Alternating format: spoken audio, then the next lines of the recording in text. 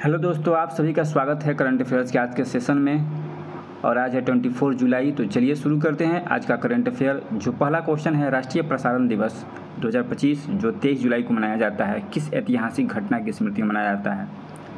तो प्रसारण दिवस मनाया जाता है, पहली बार जो रेडियो प्रसारण की शुरुआत की गई थी उसी के उपलक्ष्य में 23 जुलाई को मनाया जाता है। सबसे इम्पोर्टेंट है, 23 जुलाई को राष्ट्रीय प्रसारण दिवस मनाया जाता है। और ये भारत में रेडियो प्रसारण की विरासत और उसके विकास का प्रतीक के रूप में ये मनाया जाता है। सबसे पहली बार 1927 में भारतीय प्रसारण कंपनी IBC से इसकी शुरुआत की गई थी। नेक्स्ट है, हाल ही में भारत की पहली खनन पर्यटन परियोजना किस राज्य ने शुरू की है? तो ये शुरू किया गया है झारखंड सरकार के द्वारा, भारत की पहली खनन पर्यटन परियोजना। और इसमें सेंट्रल कोलफील्ड जो CCL है उसके साथ 5 वर्षीय समझौता किया गया है। और इस पहल का प्रमुख उद्देश्य है कि झारखंड की समृद्ध खनिज विरासत को प्रदर्शित करते हुए पर्यटन और स्थानीय रोजगार को बढ़ावा दिया जाए, इसके लिए ये शुरू की गई है। नेक्स्ट है, कॉमेट क्या है जिसे 2025 में परप्लेक्सिटी द्वारा लॉन्च किया गया है? तो दोस्तों ये है एक AI प्रथम वेब ब्राउज़र है। तो AI वेब ब्राउज़र है ये कॉमेट, और इसे लॉन्च किया गया है 2025 में। इंटरनेट के उपयोग में बदलाव हेतु ये संकेत देता है कि किस तरह से अब फ्यूचर में इंटरनेट का इस्तेमाल किया जाएगा AI के माध्यम से, जहां पर जो यूजर्स हैं वेबसाइट के साथ साथ कम और उनकी कार्य करने वाली बुद्धिमान जो असिस्टेंट्स हैं उसके साथ बातचीत करते हुए इस्तेमाल कर पाएंगे। नेक्स्ट है, जुलाई 2025 में शुरू किए जाने वाले राष्ट्रीय साइबर सुरक्षा अभ्यास भारत NCX 2025 का विषय क्या है? तो राष्ट्रीय साइबर सुरक्षा अभ्यास जो शुरू किया गया उसका विषय है भारतीय साइबर स्पेस की परिचालन तैयारियों को बढ़ावा देना। और ये जो है 21 जुलाई 2025 को शुरू किया गया है राष्ट्रीय साइबर सुरक्षा अभ्यास, और इसका विषय है भारतीय साइबर स्पेस की परिचालन तैयारियों को बढ़ावा देना।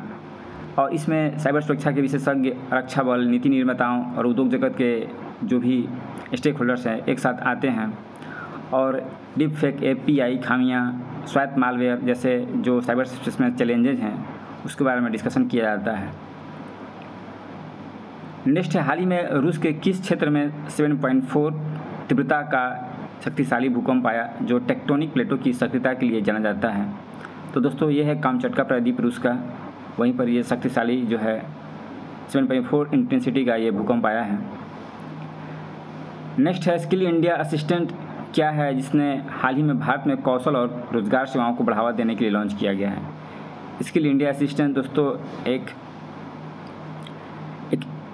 AI संचालित चैटबॉट है, और पूरे भारत में कौशल, रोजगार और सेवाओं तक पहुंच बढ़ाने के लिए इसे डिजाइन किया गया है मेटा के द्वारा। मेटा और राष्ट्रीय कौशल विकास निगम के द्वारा इसे विकसित किया गया है। और इस पहल का प्रमुख उद्देश्य है कि भारत में डिजिटल समावेशन को बढ़ावा दिया जाए और कौशल पारिस्थितिकी तंत्र में सुधार लाया जाए, जिससे जो गैप बना हुआ है शहरी और ग्रामीण के बीच में उसे कम किया जा सके, पाटा जा सके। नेक्स्ट है, हाल ही में खबरों में रहा एडोफाल्सी वैक्सीन किस बीमारी से संबंधित है? तो ये मलेरिया से संबंधित है, एडोफाल्सी वैक्सीन। और इसे भारतीय आयुर्विज्ञान अनुसंधान परिषद ICMR द्वारा डेवलप किया जा रहा है, जिसमें क्षेत्रीय चिकित्सा अनुसंधान केंद्र भुवनेश्वर, राष्ट्रीय मलेरिया अनुसंधान संस्थान और जैव प्रौद्योगिकी विभाग द्वारा इसमें सहयोग किया जा रहा है। इसके उत्पादन के लिए लैक्टोकोकस लैक्टिस एक सुरक्षित खाद्य ग्रेड जीवाणु होता है, उसका उपयोग किया जा रहा है। बिहार से ज़्यादा नहीं था। किसके नाम पर बिहार में कौशल विश्वविद्यालय विधेयक नहीं होगा दोस्तों,